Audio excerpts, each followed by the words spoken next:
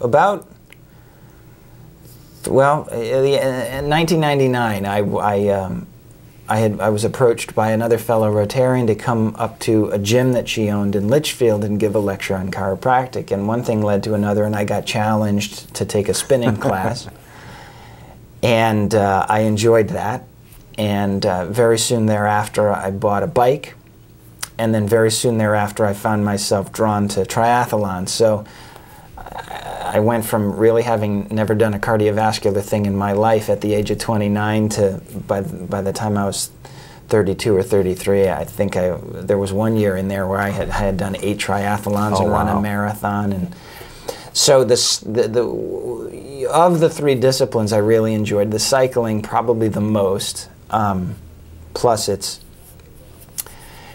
not so easy to get up at 5:30 and swim when you don't want to in the dead of winter. But so because of my interest in cycling, I had participated in an event that raised money for the American Cancer Society down in Torrington. It was called the Tour de Torrington, and that had existed for 13 years. And Tim Grieco, who used to own Tommy's bike shop down in Torrington, had run that and did a very good job. And doing an event like that is fatiguing, and if you can't get enough support to do an event like that, then it becomes tougher and tougher to do on the people who organize it. And so Tim bowed out in 2002, and there was no event in 2003. And then a woman named Marty Mancuso, who used to be the director of patient relations at Charlotte, approached me, and we agreed that resurrecting that ride and choosing a new beneficiary would be a good thing to do.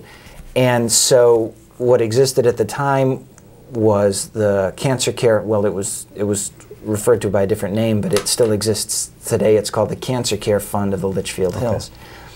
And it's a patient assistance fund that supports folks who are going through cancer treatment and perhaps live alone and perhaps are so debilitated by the treatment that they're having a tough time going to work and therefore having a tough time to pay their bills. So grants can be made from this fund for incidental expenses, helping them heat their home in the winter, helping them make a car payment so that they can still have a car to get to their treatment, things like that. And so we started the ride in 2004, and we just had our 10th anniversary event this last summer. And over the course of the 10 years, we have raised over $750,000 for the fund. That's fantastic. And it's grown steadily. As of late, the last couple of years, it's plateaued a bit, where, as you might imagine, it's an outdoor event. It's a cycling event. It's somewhat dependent on weather. Sure. And the weather was more or less cooperative the last couple of years, but this last year, I have to say, this 10th anniversary event was just a really wonderful day. Not that I mean to take credit for it, but it was nice to have people come up to me and say, thank you and the committee for doing this, because, for example, my sister received a grant from the fund, and it allowed her to get treatment for cancer, and so on and so forth. And what initially was just a commitment that I made personally has grown into a big family commitment. My wife is, I would say, even more involved in the organizing committee and putting the tour on every year than I am even at this point. And ironically, 2 years after we started the tour, my daughter was diagnosed with leukemia. So it took on an even greater significance for my family personally, and thankfully Katie was 2 at the time she was diagnosed, but she's 10 now. She's in 5th grade, and this year she approached us in the run-up to the tour, and she said to us that she wanted to do something to try to raise extra funds for the tour, and so she designed some bracelets, some duct tape bracelets, and we sold them at the venue the day of the event for, I think it was $5 a piece, and I want to say we raised, she herself raised $1,500 for the cause. So that's amazing. Yeah, it's been a really rewarding thing, and tiring thing to be involved in, but I think it. For me, because of what I do professionally, I think it all kind of fits together because of with our experience with my daughter and you know, with my desire to try to get my patients to engage in more healthy lifestyle choices. The exercise and the cycling, I think, is very important. So it all kind of works. It's all somewhat synergistic. That's excellent. So you see yourself continuing on for a while. They're not going to let you go too easily. Well, yeah, sure. I don't see an exit strategy. So, and nor would I want to. Yeah. Just because it's become, you know, important for my family. Sure. And the more you do it, the easier it becomes. I mean, there's kind of a recipe to doing it. No less work, but you don't have to develop the strategies. Yeah, I mean, I think what we need to do is get a little better at growing the core committee, because, sure. and I don't begrudge anybody the right to become tired with constantly volunteering every day. So that core committee, there's people that come into your committee in your life, and there's people that go out of it, and I thank them for the help that they were able to do while they were there. So sometimes having volunteers in that regard can be a little challenging, but so far there's been no lack of people to step up and help. Excellent. So. Now, even though it's just a once-a-year event and it's in the fall, you probably work on it year-round. Yeah, it's a year-round committee. Yeah. It's always the first Sunday in August, and we take a break September, October, November. But December, next month, we'll probably call our first meeting, because sponsorship letters go out to very generous local sponsors in January usually. So yeah, it's pretty much a year-round committee. Excellent. So anyone out there who is potentially interested in being a volunteer, now's a great time to get on board and contact Matt. I'm sure they can call you at your office. They can do that if you go to tourofthelitchfieldhills.com. Okay. There's a means by which you can contact me through the website. So there's no lack of ways to get a hold of me. Excellent. So now you said your wife is really involved in the operations. Is she a biker as well? She isn't. When I met her, she ran. Running was her thing, and you know, the demands of adult life, as opposed to when you're single, encroach upon one's ability to exercise as much as she'd like, but she still walks for exercise. And you know, I practice what I preach, and I was lucky enough to marry somebody who really agrees with me in terms of diet. So yeah, it's a good partnership, because it's you know, I don't have to wonder if she's selecting an organic this or to eat or a gluten-free that to eat. Excellent. So when you're not at work or at Rotary or planning the Litchfield Hills, how do you guys like to recreate as a family and stay active? You know, when I can, I take my daughter bicycling. Yeah. And she is a little ballerina down at Nutmeg Ballet, so she's rehearsing right now for the Nutcracker, and she enjoys that. And otherwise, you know, just trying to be together and get outside as much as possible.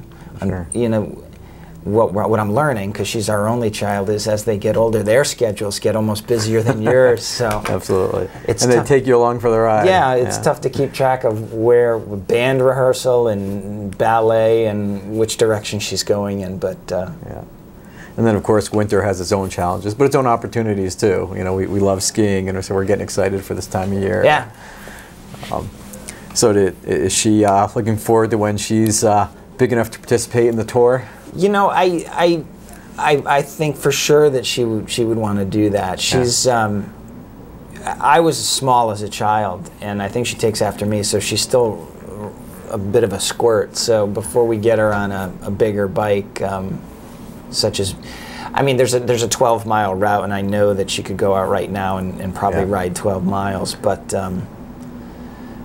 yeah, that'll be something that's probably upcoming. Yeah, I've started having my son, who's 10, and actually I think we found out they have the same birthday, your daughter and my son, and he's been running with me, and you know, last year he ran on Thanksgiving with me a 5-mile race, and you know, he loved it. He's looking forward to doing it again, so we've been going out and practicing it, and even did a 5K race, and these last few times he's actually beat me.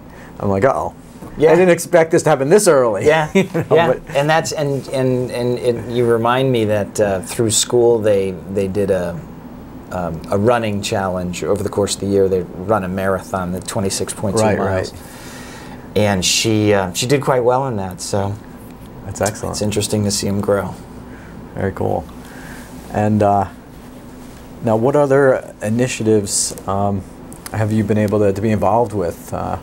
You know, whether through the Rotary or some of the other organizations. Oh, for the longest time, I was pretty heavily involved in the State Chiropractic Association. Okay. I had started out as a district director and then moved up through the chairs, and I had been the legislative liaison for 4 years and then president for 2 years. So there was an awful lot of time spent over at the Legislative Office Building in Hartford lobbying on behalf of chiropractors.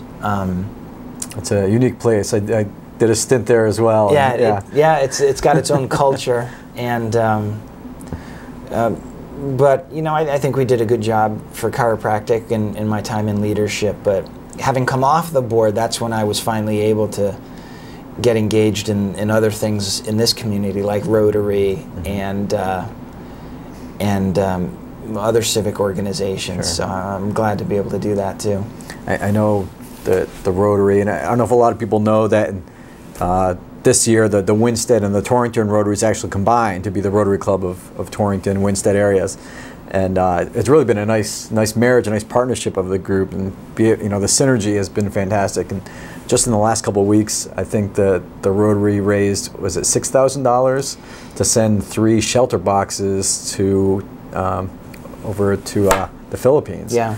So it was really impressive, and it's great to be a part of that. It's a good philanthropic organization. There's the local clubs, but they have a relationship with the international organizations. So you can directly impact someone who's having a tough time in the Philippines, or after the tsunami in 2004, and it's good to be part of an organization and like that. And I would agree with you, with the 2 clubs locally having merged, I think we're going to be able to certainly serve all of the beneficiaries that we used to, and I think we're going to actually be able to increase our outreach.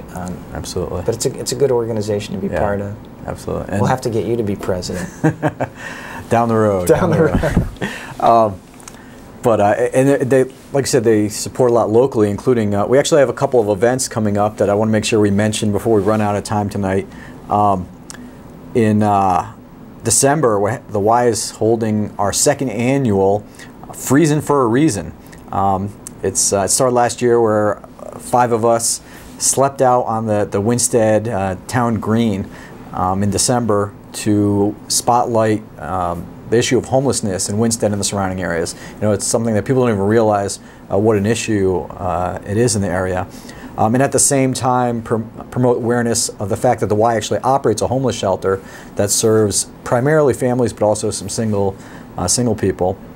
And it's constantly full, constantly a waiting list. You know, far more people need the services than we can serve, but it is vital. So we do that to not only build that awareness, but hopefully raise